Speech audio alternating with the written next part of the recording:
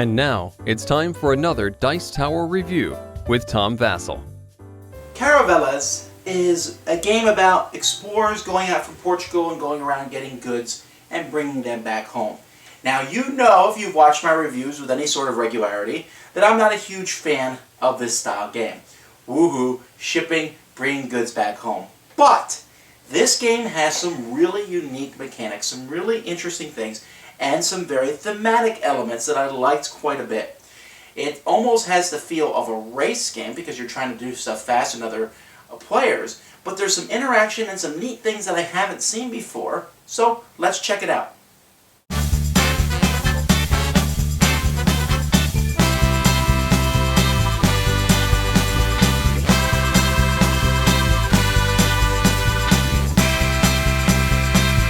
Here you can see the board, and everybody starts in Lisbon, and they are going to be traveling to different spots all over the world, mostly going to different cities to explore them, and some of the cities have different cubes of different goods that they can bring back. Now, the way players move on this is very interesting.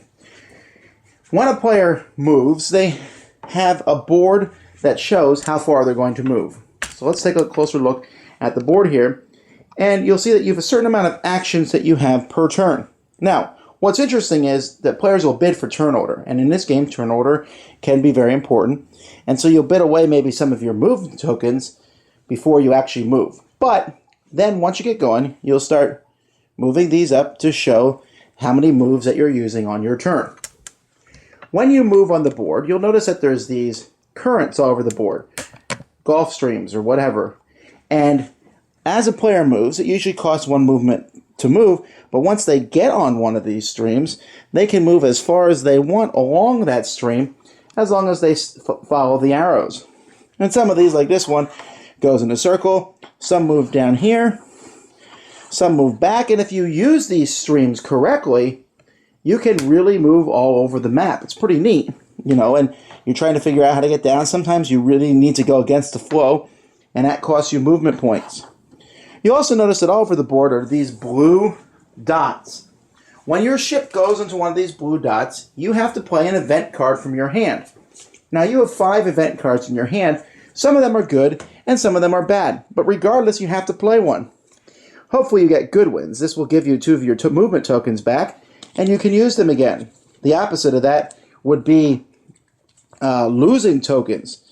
Storms. This will make you lose an extra token to go. Sometimes you have to play a dead calm, which completely stops your ship. And other times, and this is the most interesting one I think, is it will show you a storm that moves you 2 spaces in the direction shown on the compass there, which sometimes you can use to your advantage and sometimes, well, it doesn't help you out at all. What's also interesting is that this line here cuts the ocean into 2 parts, and everyone else who's in your side of the ocean can use your card, especially if it's a negative card. So the ship, if you play a compass that moves you 2 south, every other ship can also move 2 spaces south if they want. Well, what makes this interesting is you have 5 cards, and you're eventually going to be full of bad cards, and you're going to have to play bad cards at some point. And I just found that to be a neat mechanic in the course of the game. There's also some red dots, which happens when you go around the Cape of Good Hope here. Whenever you go into one of these red dots, you have to roll the die. And if you roll 1, you lose one of your ships. Because this actually is not a ship. This actually stands for a whole fleet. If you look over here, as we watched a wildly swinging camera, on your card here, you'll notice that you have 3 ships. And each ship can carry 2 types of goods. This one black and red, this one white and green, this one black, brown and purple. If you lose one of those ships going around the Cape of Good Hope, you put a black marker on it, and you can no longer carry those types of goods. So you have to be careful in that regard. Now, if you get the goods and bring them back to Lisbon, you can drop them off there for one of 2 things. You can, or one of 3 things actually. You can trade them in for points and get a lot of points that way. You can take part of the factory. Green cubes do that. Thematic problem here. Green is black pepper. Go figure. I'm thinking they meant pimentos, but either way, I'm not sure why pimentos or black pepper would be instrumental in building a palace. But I digress. You build one of these pieces of palace, not only does that give you extra points, 10 points, but when the palace is completely finished, the game is over. So that's the timing mechanic of the game.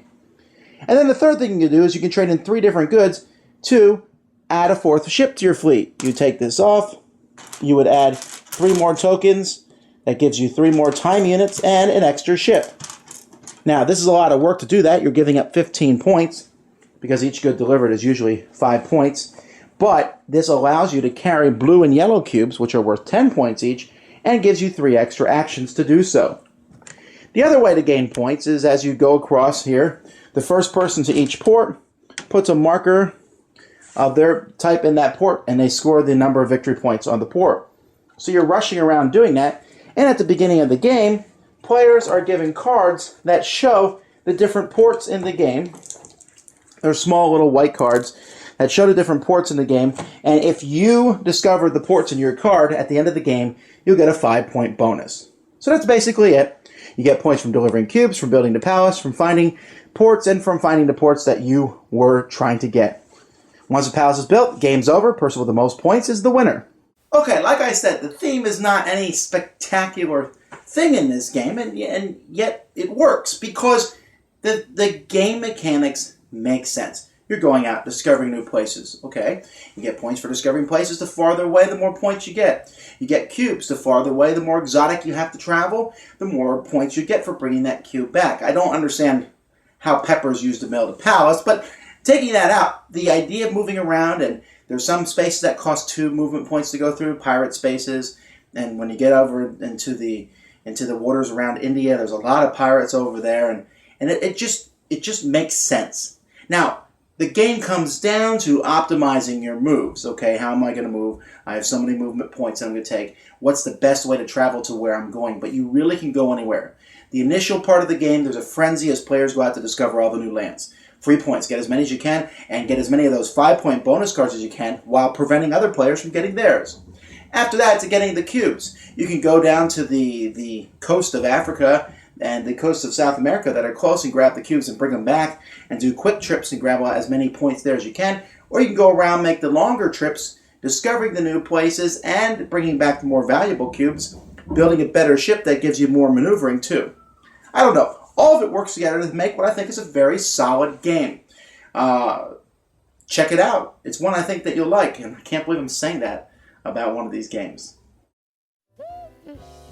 Thanks for joining us today.